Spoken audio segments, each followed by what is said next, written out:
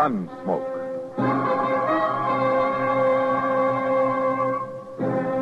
Around Dodge City and in the territory on West, there's just one way to handle the killers and the spoilers, and that's with a U.S. Marshal and the smell of gun smoke.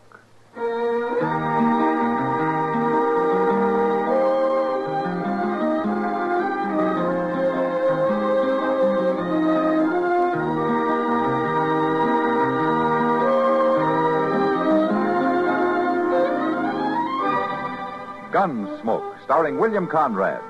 The story of the violence that moved west with young America. And the story of a man who moved with it. I'm that man. Matt Dillon, United States Marshal. The first man they look for and the last they want to meet. It's a chancy job, and it makes a man watchful. And a little lonely.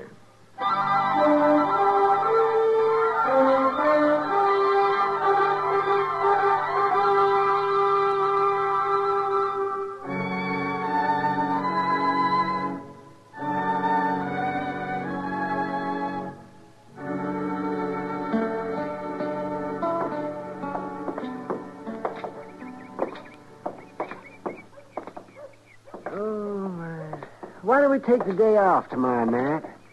See if we can shoot us a deer. Oh? That's not a bad idea, Doc. Looks like we might get a light snow tonight. Make it easier to track them. You couldn't track a three-legged buffalo in a box, can you? Oh, is that so? Let me ask you, who tracked that antelope we shot just before Christmas? It wasn't an antelope, it was a deer. Yeah, well, that's not the And point. you didn't track it. Chester did. You want to stop in the office for a while? Darn right I do. Matt, I recollect that antelope just like it was yesterday. Deer, Doc. Morning, Chester. Oh, dear. Yeah, that fella's back there waiting to see you, Mr. Dillon. Oh, Morning, Marshal. hello, Burke. I thought you were back in Washington. I was. Come in on a train last night. Got a job for you, Marshal. Is that so? Yeah, there goes our hunting trip. What's he saying? You know Doc, don't you, Burke? Yeah, we've met. Yeah, sure is, Matt. I've been warning him for years about that blasted temper. You just mind your own business. Hey, look at him right now. You see veins swelling up in his neck, face getting red as a beet. So help me talk at him, Doc. Keep on like that, Bert Krager. One of these days I'll make a coroner's fee off of you. You mark my words now. Well, I didn't come here to listen to the half-baked opinions of some broken-down old quack. Quack, now, wait a minute. You Now, just... both of you, wait a minute. Doc, you quit trying to drum up business. Well, What's the job, Burke? These papers ought to explain it pretty well. Oh, let me see them. That's what I've been doing back in Washington. And I don't mind telling you, it gives me a lot of satisfaction when I finally got them to issue them papers. Court ordered a United States Marshal in Dodge City, Kansas for service of eviction notice. Yeah, look at the second one, Marshal. It took me pretty near 3 years to get justice done. Eviction order from Federal Lands Commission, Washington, D.C. to one Sloat Carson. Yep, I'm finally getting them off my... Guilty of illegal homesteading a portion of the Krager Ranch located in Section 246 Township. I see. Are, you sure that this is justice, Burke? You got the papers right there in your hand, Marshal. It was issued according to law. I was talking about justice, not law. You aiming to separate the two, are you? How much range are you running now, Burke? Just over 30,000 acres. Uh-huh. And Sloat Carson's got a measly 360 acres in that homestead. Is they going to break you to let him go on farming it? That's got nothing to do with it. The law has decided the land's mine. It's your job to get him off it. You've been driving yourself for 10 years now, Burke, without a let-up. You got every inch of land between Briar Ridge and Walnut Creek, except for this piece that Sloat's living on. And I got it, too, now, once you serve that order. Why? What do you have to prove, Burke? It's what I have proved, Marshal. That I'd own the whole valley someday. Every last foot of it. And with Sloat Carson out, I do own it. I gone along all these years keeping the old name Blue Sage Valley. But now that I own it complete, I'm changing that name, Marshal. It's the Krager Ranch now. From here on out. Yeah, from here on out won't be very long if you up and bust a blood vessel. So my son's named Krager, too, I'll remind you. Burke. Sloat's put a lot of work into that place of his. You sure you won't think it over? You got them papers, Marshal. And it's your duty to serve. All right, I'll serve him. I got no choice. And I bid you all good day.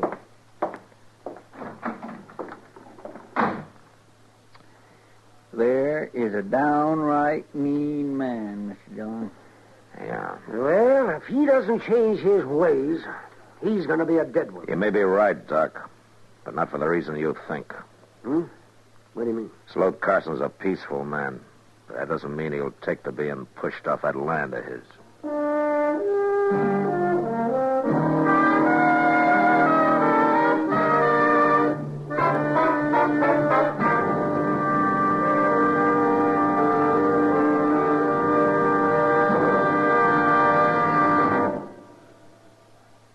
Hello, this is Marvin Miller with another page from your American Heritage scrapbook. It was a portrait of the French hero Lafayette, painted in 1825, that marked the zenith of the artistic career of Samuel Finley Breeze Morse.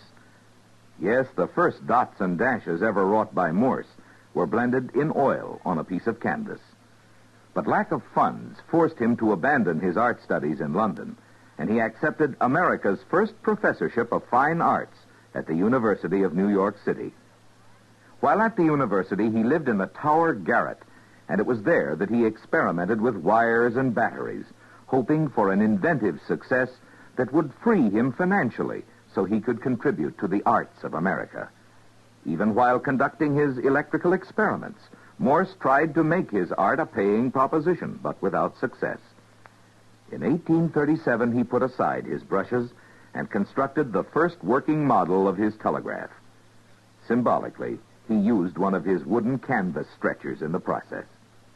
His promising career as an artist was sacrificed. Yet he performed perhaps a greater service to mankind in another way. Samuel Morse became one of the world's great inventors.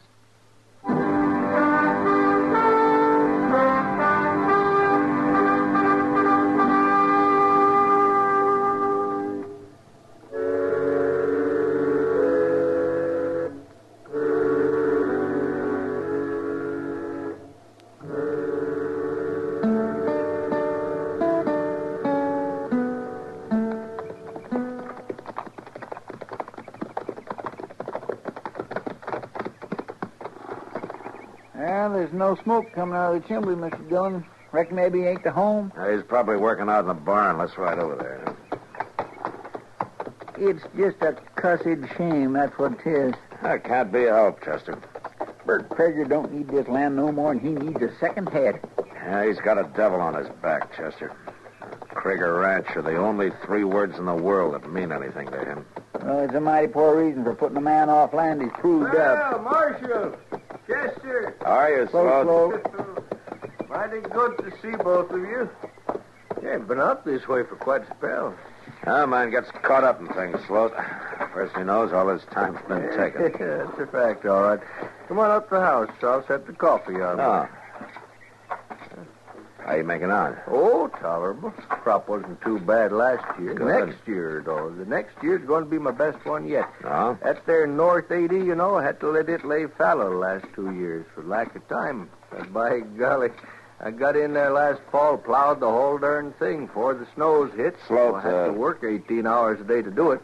But now it'll be in shape to plant right when the thaws come. Catch the melt off in the spring rains and gonna Sloat, plant I want it in Kaffir.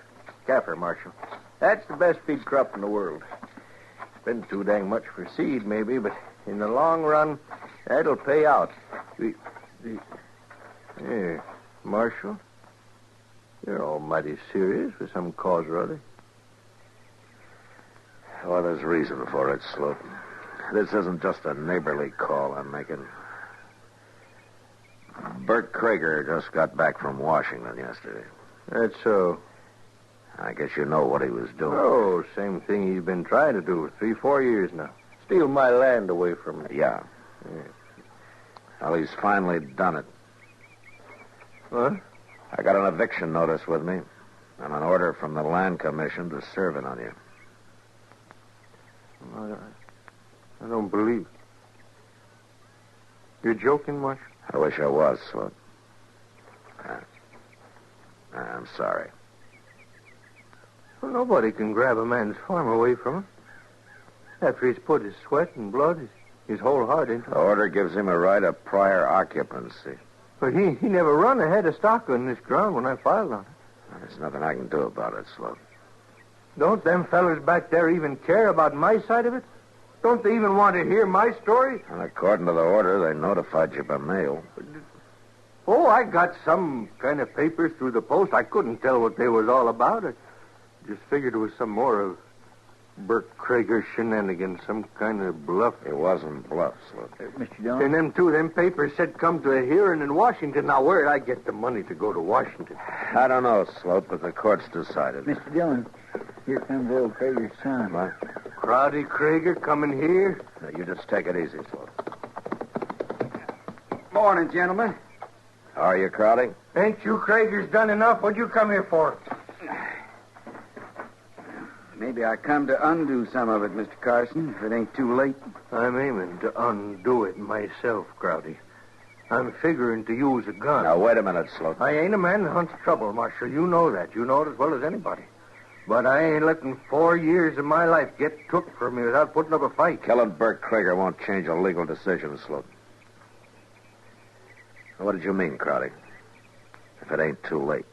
You served that eviction notice yet, Marshal? No, not yet. The law say you got to do it today instead of tomorrow, maybe? No. And I'd like to talk to you, Mr. Carson. Why? I may be able to tell you something that'll save your farm for you. I'll listen to you, Crowdy, but I won't promise nothing. You don't have to. Marshal, I think it'd be better if you wasn't a party to this. Why are you doing this, Crowdy? What's your reason? If you'd lived around my pa your whole life, you wouldn't have to ask. Mr. Carson, could we walk you into the barn? All right. You excuse us, Mark. Well, looks like there won't be any bloodshed after all, Mr. Dillon. I don't know, Chester. I wouldn't count on it.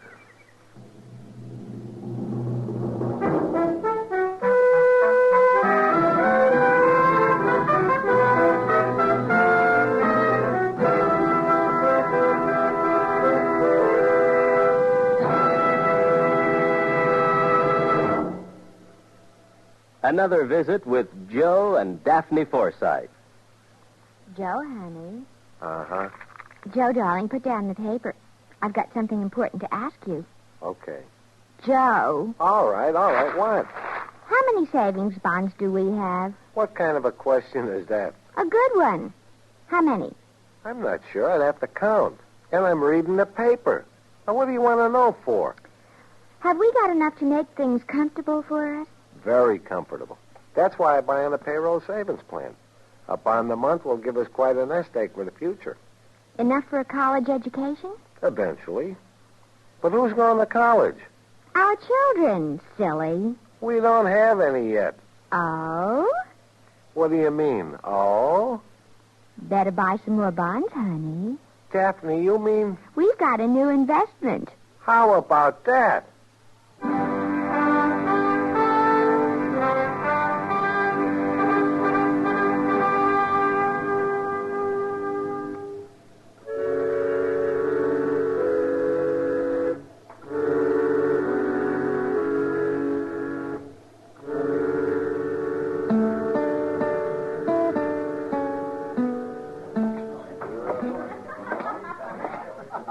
Evening, Doc.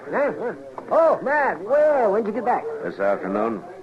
Well, how come you're still sober? Oh, well, now, that's one distinction I hold, Matt. I may not be the best doctor in the West, but I'm the soberest. Well, then maybe if you took to drinking a little bit, you Oh, could... doggone it. You never did give a man credit for anything, did you? I guess I'm in a bad mood, Doc. Yeah. Evict Sloat Carson, did you? No, not yet. No? Why not? Well, let's say tomorrow's soon enough, huh? It's too soon, if you ask me. Have a beer. No, thanks. I was just looking around. Have you seen Kitty? Well, she was here a while ago, but she went to bed. Said she had a headache. No. She didn't have a headache, though. I know, Kitty. She just wanted to get out of here for one night. Well, I can't blame her much. Girl like Kitty ought to be married, Matt.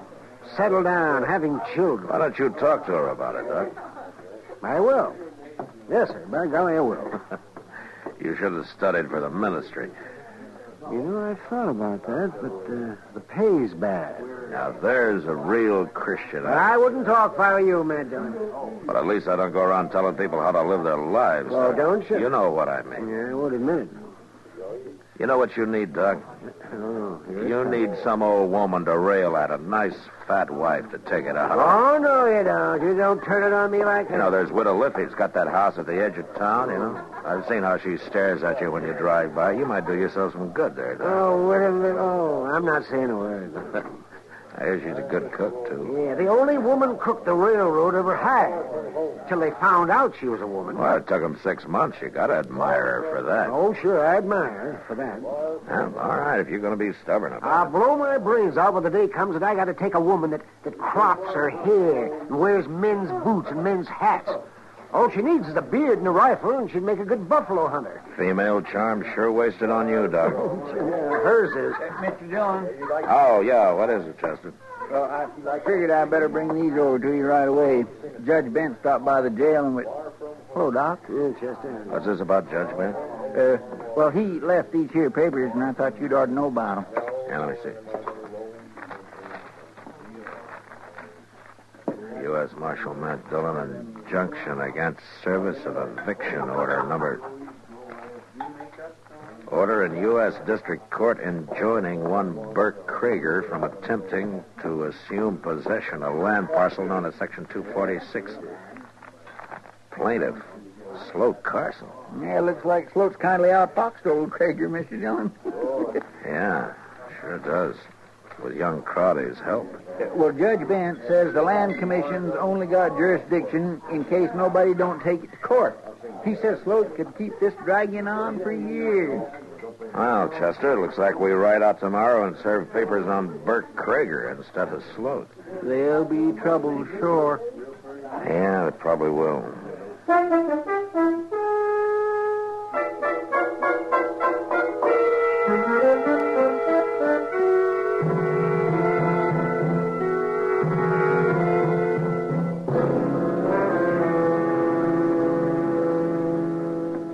Come in, Marshal. Chester. Thanks, Burke. Come on in, sit. Maybe I can rustle up a pot of coffee. No, don't bother. We're not going to be here long. Well, I'll take a minute. There. You served them papers on Sloat Carson, did you? No. What? Why not? As a matter of fact, Burke, we're here to serve some papers on you. What the thunderation you talking Judge about? Bent issued this late yesterday afternoon. You better take a look at it here. What's that old fool doing poking his nose into my business? What's this? It's pretty clear if you read it. I don't have to read it. I know what it is. The only blasted way in the world Carson could have beat me, and he stumbled onto it. In case you're interested, Judge Bent handed down a ruling at the same time to prevent me from serving the eviction notice. And I'll run him off. I'll take a gun to him. I wouldn't advise that you try that, Burke. Marshal? Chester? Morning.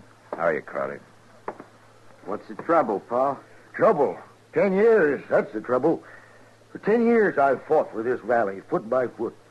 And when I get it right in my hand, the last square inch of it, the Krieger Ranch, this fool Sloat Carson blunders onto the one way of blocking me. He didn't blunder onto it. I told him about it.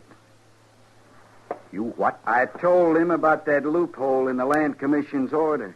You mentioned it one time, you remember? Are you sneaking young whelp? Here now, you know what Doc said about you getting I'll mad. have the hide off your back. I'll beat you till you scream to have a bullet put in your head. Burke, Stand back, Marshal. put down that horse. I'll cut the daylights out of you. You heard me, You Burke. yellow cur papa. Mr. Krieger.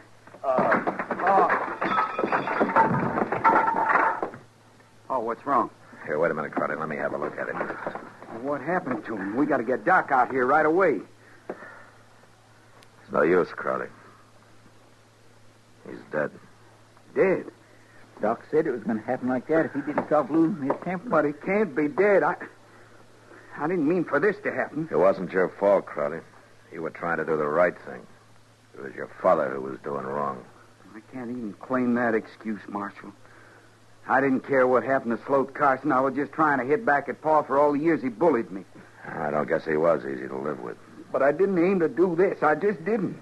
I'll send Doc out when we get back to town and make out his coroner's report. I'll break this ranch up and sell it off, every foot of it. I guess we'll be riding, Crowley.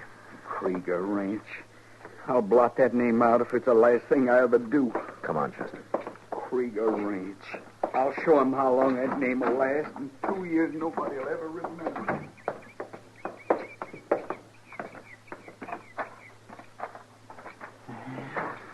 A man sure don't live long after he's dead. Well, I guess that depends on how a man lived his life, Chester.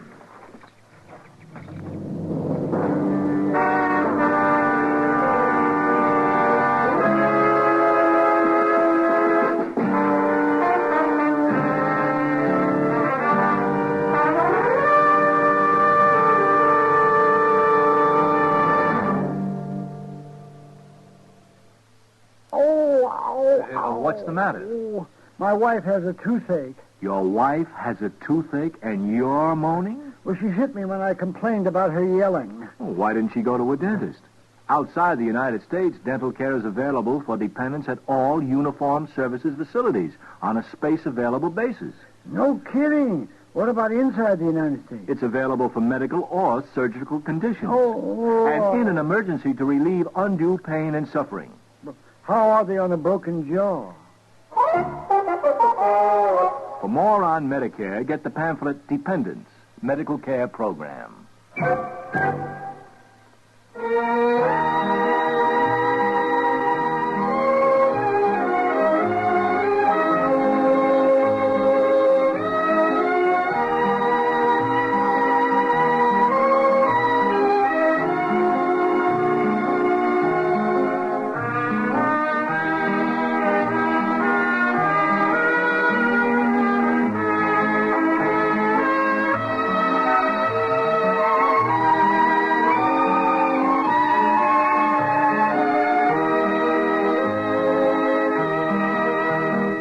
Gunsmoke. Produced and directed by Norman McDonald, stars William Conrad as Matt Dillon, U.S. Marshal. The music was composed and conducted by Rex Corey. Sound patterns were composed by Ray Kemper and Bill James. Featured in the cast were Parley Bear as Chester, Howard McNear as Doc, and Georgia Ellis as Kitty. George Walsh speaking. Join us again next week for another story of the western frontier of America in the 1870s on Gunsmoke. This is the United States Armed Forces Radio and Television Service.